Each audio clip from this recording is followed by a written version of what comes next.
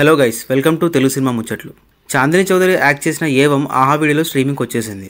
మరి థియేటర్లో ఫ్లాప్ అయిన ఈ మూవీ ఎలా ఉంది అనేది వీడియోలో చూద్దాం. బేసిక్ స్టోరీ ఏంటంటే, సౌమ్య వికారాబాద్ పోలీస్ స్టేషన్లో పిఎస్ఐగా జాయిన్ అవుతుంది. అదే పోలీస్ స్టేషన్లో వర్క్ చేస్తున్న అభిరామ్ కింద సౌమ్య వర్క్ చేస్తూ ఉంటుంది. అయితే యుగంధర్ అనే వ్యక్తి సినిమా హీరోలతో డిన్నర్ అని, యాడ్ షూట్ అని అమ్మాయిలని ట్రాప్ చేస్తూ ఉంటాడు. ఆ ప్రాసెస్లో ఒక అమ్మాయి మర్డర్ జరుగుతుంది. ఇక ఈ కేసుని అభిరామ్ అండ్ సౌమ్య కలిసి ఎలా సాల్వ్ చేశారు, యుగంధర్ని ఎలా పట్టుకున్నారు అనేది మిగతా కథ.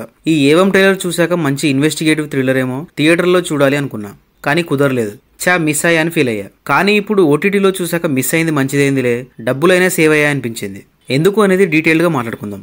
మన తెలుగులో చాలా థ్రిల్లర్స్ వస్తుంటాయి, కానీ చాలా తక్కువ సినిమాలు హిట్ అవుతుంటాయి. ఒక థ్రిల్లర్ సినిమా హిట్ అవ్వాలంటే ఎవరు చేశారనే సస్పెన్స్ని క్లైమాక్స్ వరకు హోల్డ్ చేయగలగాలి.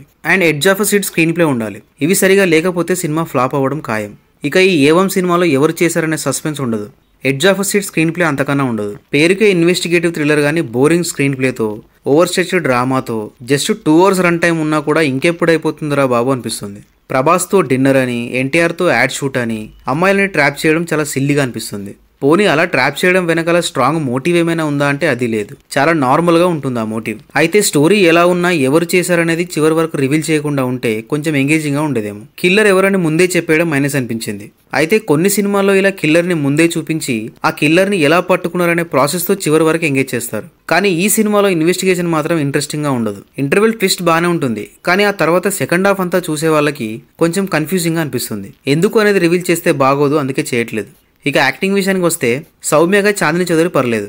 తను పోలీస్ ఆఫీసర్ క్యారెక్టర్ ఇంతకుముందుకు ఎప్పుడు చేయలేదు, బట్ తనకి ఆ క్యారెక్టర్ ఏమాత్రం సూట్ అవ్వలేదు. అభిరామ్గా జై భరత్ రాజ్ బాగా చేశాడు. వశిష్ఠ సింహ చాలా బాగా పర్ఫామ్ చేశాడు, బట్ స్క్రీన్ టైం తక్కువ ఉంది. ఇక గోపరాజు రమణ, అశు రెడ్డి అండ్ మిగతా యాక్టర్స్ ఓకే. టెక్నికల్గా ఏవం యావరేజ్గా ఉంది. సినిమాటోగ్రఫీ బాగానే ఉంది.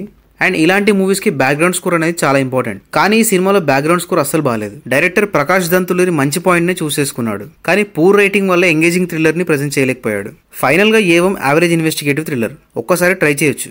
మీరు ఈ మూవీ చూశాక మీకేమనిపించిందో కమెంట్స్లో చెప్పండి. Thank you for watching this video.